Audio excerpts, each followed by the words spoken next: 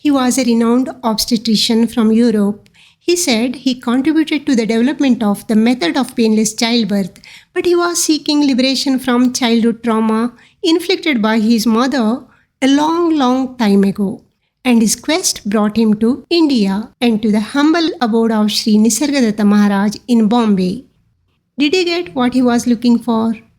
In this video, let us look at what it means to be an unloved child, how it impacts the emotional structure of a person even in adulthood, and how one can become free from the deep-seated agony with the help of the teachings of Sri Nisargadatta.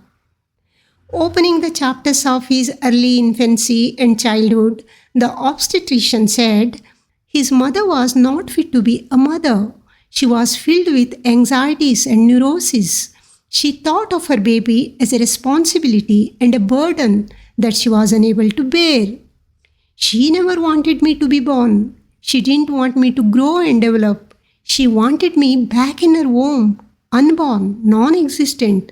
The obstetrician lamented. But as a boy, he was very sensitive and affectionate. He craved for the love of his mother above everything else, but it was denied to him. He didn't get the simple, instinctive love of a mother for her child. What is more, he felt his mother would resist any moment of life in him. She would fight fiercely if he made any attempt to go beyond the narrow circle of her existence. Being always unhappy herself, she was unwilling and incapable of seeing her son happy. Her hate towards him manifested in strange ways. She seemed to feel better whenever he was unwell, and when he was in good shape, she would be down, cursing herself and her son. The boy would feel that there was a constant and silent message from her. You live because you hate me. If you love me, die. I spent my life being offered death instead of love. The obstetrician rued. He felt he was still imprisoned in his mother, remaining a perennial infant.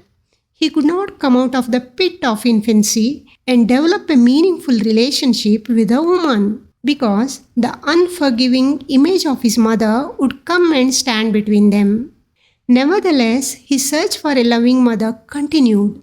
He was obsessed with the idea of a happy child and a happy childhood, and he could never grow out of it. As a consequence, he developed an interest in pregnancy, birth, and infancy, and entered the medical field and became an obstetrician. And he sought solace in his work, but he could not get over the childhood trauma. Finally, he turned to spirituality, but the search continued, which felt like the same old search for mother's love. Now it was under a different name, such as Atma or Supreme Reality. Basically, I want to love and be loved, he said. Maharaj asked him, of the two, what would you prefer, to love or to be loved?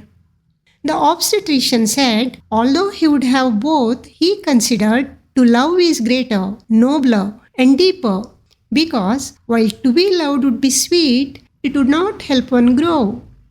Then Maharaj made him understand he was actually in conformity with the to love motto even when he was a child. Didn't you love your mother unknowingly? Isn't your craving for her love and looking for an opportunity to love her a movement of love? You sought her love because you loved her. Maharaj explained love was as much a part of him as consciousness of being. Actually, love is a state of being, not a state of mind. It is your complete ignorance of yourself that covered up your love and happiness and made you seek what you have never lost. Love is will, the will to share your happiness with all. Maharaj counseled the obstetrician. This is an eternal truth. Love is not in the mind, it is inherent in our being. Maharaj says, desire is love of the self, fear is the urge to protect the self, and knowledge is love of truth. Sometimes the means and forms may be wrong, but the motive behind is always love, love of the me and mine. The me and mine may be small or big enough to embrace the whole universe, but love remains. So, when we realize that we ourselves are love, all trauma caused by a lack of love in childhood disappears. Hence, the focus should be on understanding what we are. Thank you for watching.